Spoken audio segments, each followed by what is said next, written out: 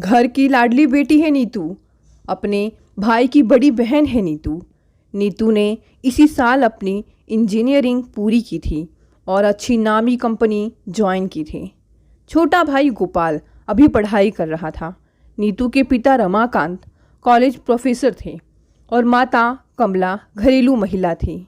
रमाकांत जी ने मुंबई शहर में जैसे तैसे अपना खुद का आशियाना खरीद लिया था और दोनों बच्चों को अच्छी पढ़ाई करवाई थी। नीतू को घर सजाने का बहुत शौक था। आखिर गोपाल से लड़ झगड़ कर उसने 2 बेडरूम में से एक बेडरूम अपने नाम कर लिया था। अपने बेडरूम में नीतू किसी को घुसने नहीं देती। पहला बेडरूम तो माता पिताजी का था। माँ देखो ना, गोपाल ने फिर से मेरे बेडरूम में घुसकर सब कुछ बिगाड़ दिया। आप उसे मना क्यों नहीं करती? अरे बेटी, आखिर वो बेडरूम तो तुम दोनों का ही है, फिर भी उसने तुमको पूरा अकेले दे दिया। अब कुछ सामान लेने आता होगा तो लेने दो ना, आखिर बेचारा हॉल में ही रहता है। माँ पता है कितना गंदगी करता है तुम्हारा बेटा, अच्छा है हॉल में ही रहता है। नीतू ने अपना सुंदर सा बेडरूम बड़े ही ढंग से सजाया था। तरह तरह के गुलाब, वॉलपेपर, डेकोरेशन की ऐसी ऐसी चीज़ें जो इंसान देखता ही रह जाए। इतना मोह मत रखो बेटी, अब तुम कुछ ही दिनों में ससुराल चली जाओगी तो इनकी देखरेख कौन करेगा? आखिर गोपाल को ही रहना है उसमें। अच्छा, तो यह घर भी अभी से मेरे लिए पराया हो गया? नहीं बेटी, मगर तुम इतनी मेहनत करती हो तो सोचती हूँ तुम्हारे जाने के बाद यह सब कौन करेगा? न जाने कैसी लड़की इस घर में बहू बनकर आए। ससुराल सुनकर ही नीतू के चेहरे पर मुस्कुराहट आ गई। रमाकांत जी कई रिश्ते देखे थे नीतू के लिए, आखिर उन्हें यह लड़का निखिल पसंद आया। निखिल देखने में हैंडसम था, पेशे से सॉफ्टवेयर इंजीनियर था, छोटा परिवार था। अच्छा रिश्ता मिलते ही रमाकांत जी ने नीतू की सगाई निखिल से कर दी थी और अभी 6 महीने बाद नीतू की शादी थी। माँ सच ही तो कहती है, विवाह में अब दिन ही कितने रह गए हैं। और वो भविष्य के सुनहरे सपनों में खो गई। उस दिन के बाद उसने भाई को टोकना छोड़ दिया। अब वह विवाह के बाद ही अपने घर को खुशबू और प्यार से सजाएगी। सोचते सोचते उसके होठों पर स्वतः सहज मुस्कुराहट उभर आई। 6 महीने कैसे बीत गए पता ही न चला। शादी की तैयारियां शुरू हो गई। दिल पर पत्थर रखकर रमाकांत जी और कमला जी ने बेटी की विदाई की। विदाई के समय गोपाल भी बहुत रोया था। 5 लाख दहेज के साथ नीतू अपने ससुराल में आ गई, यानी अपने पति के घर आ गई। पति का घर उसका ही तो हुआ ना। 2 बेडरूम, हॉल, किचन वाला रो हाउस। छोटी ननंद अभी पढ़ रही थी। कमाने वाले घर में अब 2 हो गए थे। आखिर निखिल को कमाने वाली पत्नी चाहिए ही थी और घर वालों को भी। नीतू के ससुर जी रिटायर्ड हो चुके थे। क्योंकि प्राइवेट नौकरी में थे इसलिए सिर्फ रिटायरमेंट ही मिला था, जो कि उन्होंने बेटी की शादी के लिए रख दिया था। नीतू को ससुराल में सब बहुत प्यार और सम्मान के साथ रखते थे, क्योंकि नीतू सुंदर, शिक्षित और कमाऊ जो है और बेटे को पसंद भी है। सास लगभग 58 वर्ष की थी, मगर स्वस्थ और चुस्त थी। नीतू वो बेटी बेटी कहते ना थकती और घर के सारे काम वे खुद ही करती और थोड़ा मोड़ा काम वो नीतू से करवाती। वैसे घर में बर्तन और झाड़ू पोछा के लिए काम वाली लगवाई गई थी जब से बेटे की शादी की थी। सास यहाँ तक कि बेटे के साथ साथ नीतू का भी लंच पैक कर देती। नीतू तो फूले ना समाती इतना अच्छा परिवार के रूप में सास, ससुर और ननंद पाकर। मगर नीतू ने धीरे धीरे यह गौर किया कि परिवार में सभी की नज़र उसकी सैलरी पर थी। सास इतना सारा जो प्यार लुटा रही है, उसके बदले वो बहू की सैलरी की अपेक्षा कर रही हैं। निखिल उसकी सैलरी का पाई पाई हिसाब रखता। इस बात से नीतू थोड़ी परेशान हुई। नीतू को घर सजाने का शौक बचपन से ही था। यहाँ ससुराल में आते ही उसने पाया कि यहाँ सब कुछ उसके मन मुताबिक नहीं था। नीतू ने ससुराल को अपने ढंग से ढालना चाहा। उसने इसकी शुरुआत भी कर दी। हर इतवार को वो बाजार निकल जाती और अपने शौक को पूरा करने धीरे धीरे उसने छोटी छोटी चीज़ें खरीद कर घर की काया पलट कर दी। आखिर उसने बचपन से ही माँ से सुना था कि अपने खुद के घर को सजाना, ससुराल जाकर अपने पति के घर को अपने तरीके से ढालना। नीतू ने अपने बेडरूम में इंटीरियर करवाने और अपने बालकनी को सजाने की सोची, वो भी अपने ही सैलरी से। नीतू जानती थी कि निखिल उसकी इस बात को कभी मानेंगे नहीं, फिर भी नीतू ने इसकी चर्चा निखिल से की और सजाने की अनुमति मांगी। लेकिन उन्होंने गंभीर मुद्रा बनाकर कहा, देखो नीतू, इस काम में फालतू ही काफ़ी खर्च हो जाएगा। यह छोटी छोटी सजावट तो ठीक है, पर इंटीरियर करने की अनुमति मैं नहीं देता। पर क्यों? इसमें हर्ज ही क्या है? वैसे भी तुम्हें कुछ खर्च नहीं करना है, सारा खर्चा मैं खुद ही उठा लूँगी। नहीं नहीं, इसकी कोई ज़रूरत नहीं है, समझी? वैसे भी घर खर्च ही खींचतान कर चल रहा है और अभी तो छोटी बहन का शादी भी करना है, तो यह फिजूल खर्च अब मैं सहन नहीं कर पाऊँगा। अभी कुछ समय के लिए यह विचार छोड़ दो। लेकिन सारी जवाबदारी मेरी होगी, नीतू ने आशा भरी निगाहों से निखिल को निहारते हुए कहा। तुम अब पराई तो नहीं हो नीतू, अपना पैसा अभी तुम बैंक में ही रखो, समय पर काम आएगा। पति की तंग दिली पर नीतू सोच में पड़ गई। इस काम के लिए इतना भारी खर्च नहीं कर सकती। उसका मन एक बारगी बुझ सा गया, मगर अभी वो नई नई थी, अतः अपनी इच्छा को फिलहाल मन में ही दफन कर दिया। खुशी खुशी 1 साल बीत गए। नीतू अब माँ बनने वाली थी। जैसे ही नीतू को अपनी प्रेगनेंसी का पता चला तो नीतू फूले ना समाई। जैसे नीतू को बेसब्री से इसी का ही इंतज़ार था।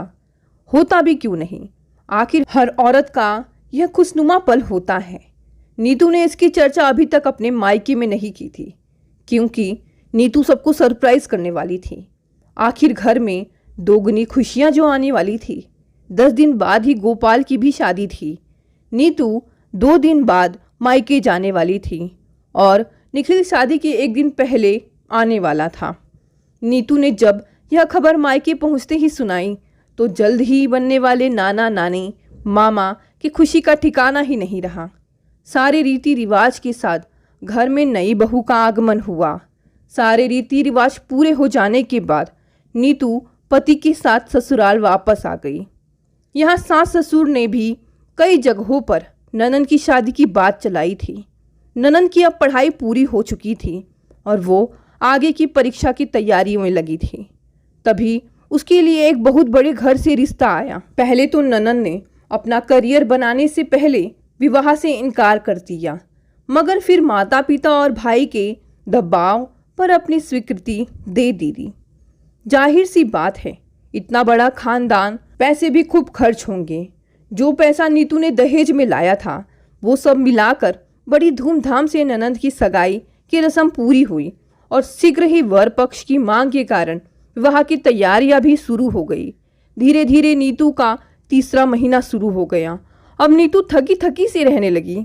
अपने गर्भावस्था में सुकून से जीना चाहती थी वो, क्योंकि ऑफिस के कामों का बहुत भार रहता है। इसलिए नीतू ने अपनी जॉब छोड़ने का फैसला कर लिया। शाम को जब नीतू ऑफिस से आई तो उसने अपना फैसला पति को सुनाया। अरे इसकी क्या ज़रूरत आ पड़ी? क्या मम्मी तुमसे घर का काम करवा रही है? तो कहो, मैं मना करवा देता हूँ। निखिल ने एक टक कहा। नहीं नहीं, बात वो नहीं है। मैं इन लम्हों में स्ट्रेस नहीं लेना चाहती और तुम तो जानते ही हो कि काम का कितना स्ट्रेस होता है। हाँ वो तो है, मैं जानता हूँ, मगर आखिर में तुम्हें मातृत्व अवकाश तो मिलेगा ही और मैं भी पेरेंटल लीव लूँगा ही, तो क्या ज़रूरत है इतनी अच्छी सैलरी वाली जॉब छोड़ने की। और मैं मम्मी से कह दूँगा कि तुमसे कोई काम ना करवाएं। जैसे तैसे निखिल ने नीतू को मना लिया अपनी जॉब ना छोड़ने के लिए। आज छुट्टी का दिन था। सबकी दिनचर्या भी छुट्टी के दिन शुरू देर से होती है, मगर प्रकृति प्रेमी नीतू इस दिन जल्दी उठकर पास वाले गार्डन में सैर के लिए निकल जाती है। सुनहरी सुबह, खिली धूप, सुगंधित शीतल हवा, इटलाते लहराते पेड़ पौधे, घूम फिर कर जैसे ही वो घर आई, उसे सास ससुर और पति को बैठक में देखकर आश्चर्य हुआ। कुछ शब्द कानों में पड़े। तो लगा ननंद की शादी की ही चर्चा चल रही है। सास ने उसे प्यार से चाय नाश्ता करवाया और दोपहर को नीतू को खाना तैयार करने के लिए कहा तो वो किचन में चली गई। छुट्टी के दिन वैसे तो शाम को अक्सर वो पति के साथ कभी कभी फिल्म देखने तो कभी लंबी सैर पर बाहर चली जाती, तो रात्रि भोजन भी बाहर ही हो जाता है और उसे थकान उतारने का समय मिल जाता है। आज भी वे बाहर तो गए, मगर पति की गंभीर मुद्रा देखकर नीतू परेशान सी हो रही थी। घर आते ही नीतू ने कारण पूछा, क्या बात है निखिल, आज इतने गंभीर क्यों हो? कोई समस्या हो तो मुझे भी बताओ, शायद कुछ मदद कर सकूं। नीतू, तुम तो जानती ही हो कि बहन की शादी की तैयारियां चल रही हैं। आज सुबह उसी सिलसिले में माता पिता से चर्चा हुई। बड़े घर से रिश्ता जोड़ा है तो विवाह के लिए भी खासी रकम जुटानी होगी। पिताजी ने अपना सारा पैसा बैंक में जमा करा दिया, जो कि पूरी नहीं पड़ रही है। अब गृहस्थी मेरी कमाई से किसी तरह चल रही है और घर का लोन भी मुझे ही भरना है। इस समय हमें तुमसे आर्थिक सहयोग की अपेक्षा है, मगर मैं क्या सहायता कर सकती हूँ? भला तुम तो जानते ही हो कि जो कुछ मेरे पास था मैं तुम्हें सौंप चुकी हूँ। नीतू, तुम अपनी नौकरी के आधार पर बैंक से लोन ले सकती हो। मेरे ऊपर ऑलरेडी होम लोन है। अगर मैं लोन ले लूँगा तो किस्तें चुकाने के लिए घर के खर्चों में कटौती करनी पड़ेगी, जो संभव नहीं है। यह तुम क्या कह रहे हो निखिल? मैं नौकरी आत्मनिर्भरता के लिए कर रही हूँ। लोन लेने के बाद तो लंबे समय तक किस्तें चुकानी पड़ेंगी। फिर जब हमारा परिवार बढ़ेगा तो मैं नौकरी छोड़ भी सकती हूँ। अतः मैं यह रिस्क नहीं ले सकती। बहन का विवाह उनकी नौकरी लगने के बाद भी किया जा सकता है और मेरे दहेज के दिए पैसे भी तो शादी में ही लग रहे हैं। मगर तुम्हारा भविष्य मुझसे जुड़ा हुआ है ना नीतू, और मैं जब अपनी पारिवारिक जवाबदारी से मुक्त नहीं होता तब तक मैं परिवार नहीं बढ़ाता। मगर तुम्हें ही इस बच्चे की बड़ी जल्दी थी। मुझे यह बच्चा नहीं चाहिए। नीतू अब समझ गई कि सुबह की बैठक में उससे रकम हथियाने के लिए भावनात्मक जाल बुना गया है, मगर उसने निखिल से इसकी उम्मीद तो बिल्कुल भी नहीं की थी। जो उसने अभी कहा, नीतू ने दो टूक उत्तर दिया। यह क्या कह रहे हो तुम? होश में भी हो? तुम अपनी बहन का घर बसाने में हमें तो भूल ही गए। मैंने अब तक तुम्हारी हर बात मानी, मगर तुमने तो आज मेरे बच्चे को ही दांव पर लगा दिया। मुझे अपनी कमाई अपनी इच्छा से खर्च करने का पूरा अधिकार है और मैं इस अधिकार में किसी को सेंध नहीं लगाने दूंगी। विवाह से पहले तुमने ऐसी कोई शर्त भी नहीं रखी थी कि मेरी कमाई पर मेरा हक नहीं रहेगा। अगर मैं समझ सकती कि मुझसे दहेज इस रूप में हर बारी वसूला जाएगा तो मैं हरगिज तुमसे विवाह नहीं करती। मुझे तुमसे ऐसी उम्मीद नहीं थी नीतू। अगर तुम्हारा यही फैसला है तो इस घर में तुम्हारे और उस बच्चे के लिए कोई जगह नहीं है। कहते हुए निखिल कमरे से बाहर निकल गया। निखिल का जवाब सुनकर नीतू जड़वत रह गई। उसे तो अपने कानों पर विश्वास ही नहीं हो रहा था। आंखों से आंसू बहते जा रहे थे। दिल जोरों का धड़कने लगा और हाथ कांपने लगे। अपने बच्चे का सोचकर नीतू ने हिम्मत से काम लेते हुए तुरंत टैक्सी के लिए फ़ोन करके अपने गहने कपड़े पैक किए और घर छोड़कर निकल गई। सास ससुर उसे जाते हुए देखते रहे, मगर उसे रोकने का प्रयास किसी ने नहीं किया। शायद वे सारा मामला भाप गए थे। आखिर यह सब उनकी मिली भगत का ही तो परिणाम था। बेटी को सामान के साथ टैक्सी से अकेले उतरते देख माता पिता एक दूसरे को सवालिया नज़रों से देखने लगे। नीतू ने अंदर आकर उनको प्रणाम किया और सब एक साथ बैठक में आ गए। माता पिता के कुछ पूछने पर उसने भरे गले से सारी दास्तान कहकर सुनाई। उन्होंने उसे तुरंत सांत्वना देते हुए कहा, बेटी दुख न करो, हम तुम्हारे साथ हैं, यह घर तुम्हारा भी है। मगर नीतू समझ गई थी कि बेटियों का कोई घर नहीं होता, चाहे इस बात को माँ पिता को मजबूरी में ही कहना पड़ता होगा कि यह घर उनके लिए पराया है, क्योंकि उन्हें पति के घर जाना होता है और पति का घर, वो भी सारे त्याग तपस्या के बावजूद उनका नहीं हो सकता। जब चाहे उन्हें प्रताड़ित और अपमानित करके बाहर कर दिया जाता है। नीतू की भाभी सुंदर और नम्र व्यवहार वाली थी। 1 महीने बाद वहाँ से निखिल ने तलाक के कागजात भिजवा दिए। नीतू ने उसी दिन ठान लिया कि वो इस बच्चे का खुद ही पालन पोषण करेगी। जैसे तैसे महीने गुजर गए। नीतू ने अपनी नौकरी जारी रखी थी क्योंकि वो किसी पर बोझ नहीं बनना चाहती थी। आज नीतू ने प्यारी सी बेटी को जन्म दिया जिसका उसने नाम रखा आशा। नीतू की भाभी और माँ नीतू और आशा का खूब ख्याल रखती थी।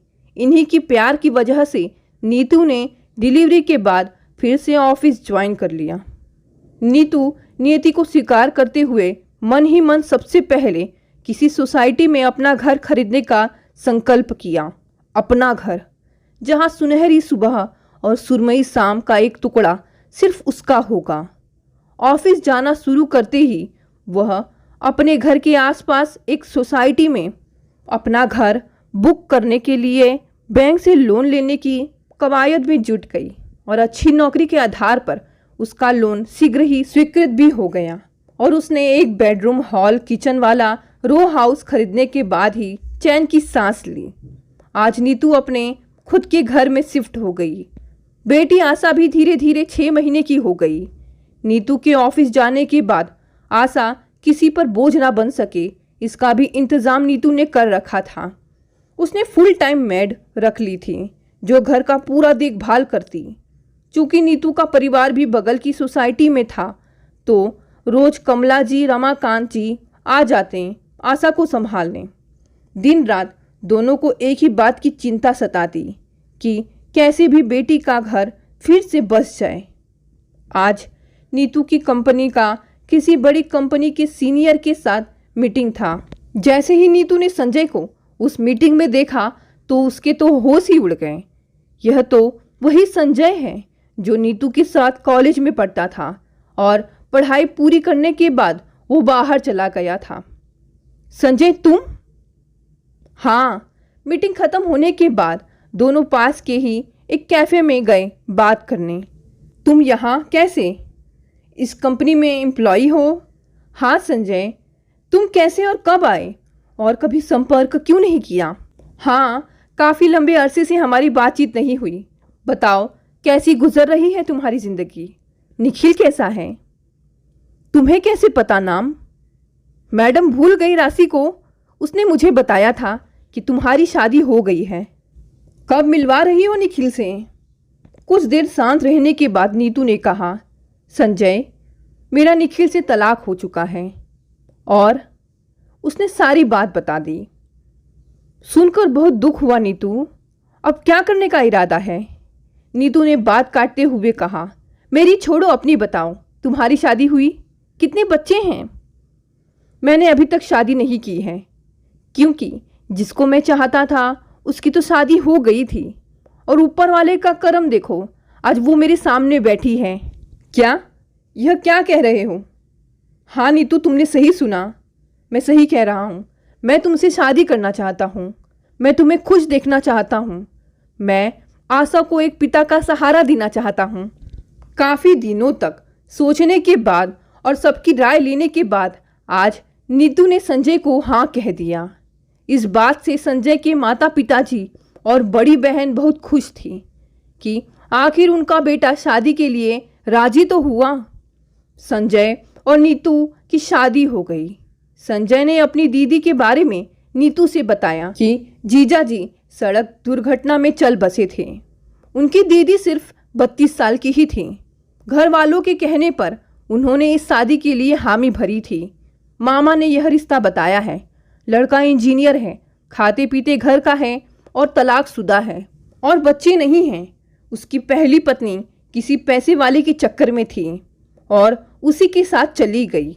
सबको यह रिश्ता पसंद आया तो अगले हफ्ते ही दीदी की सगाई है।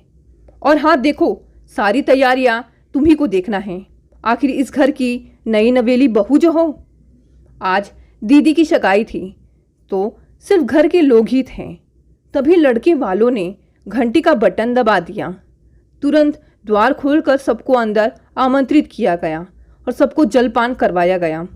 तभी संजय के माताजी ने बेटे और बहू को साथ में बुलवाया। संजय का हाथ थामे हुए नीतू ने मुस्कुराते हुए अंदर प्रवेश किया, मगर नीतू पर नजर पड़ते ही निखिल की दशा ऐसी हो गई जैसे सैकड़ों बिच्छुओं ने उसे एक साथ डस लिया हो। उसके पसीने छूटने लगे। संजय की माता ने बहू का परिचय करवाते हुए कहा, निखिल बेटा, यह है मेरी प्यारी बहू नीतू। तभी नीतू ने कहा, रुको मम्मी जी, मैं इनका परिचय करवाती हूँ। यह है मिस्टर निखिल, मेरे पूर्व पति, और मैं इनकी वही पत्नी हूँ जिन्हें छोड़कर मैं किसी पैसे वाले के साथ भाग गई थी। नीतू की बातें सुनकर सबको सारा ब्रह्मांड घूमता नजर आने लगा। इसी बीच संजय की बहन ने कहा, हारे लोभी पुरुष, तुम्हारी स्वार्थी सोच के आगे सारे महिला विमर्श। फिर सहसा चीख पड़ी, मैं तुम्हारे साथ हूँ भाभी, कहकर उसने बहते हुए आंसुओं को रोकने का प्रयास करते हुए कहा, धोखेबाज कहीं का, निकल मेरे घर से।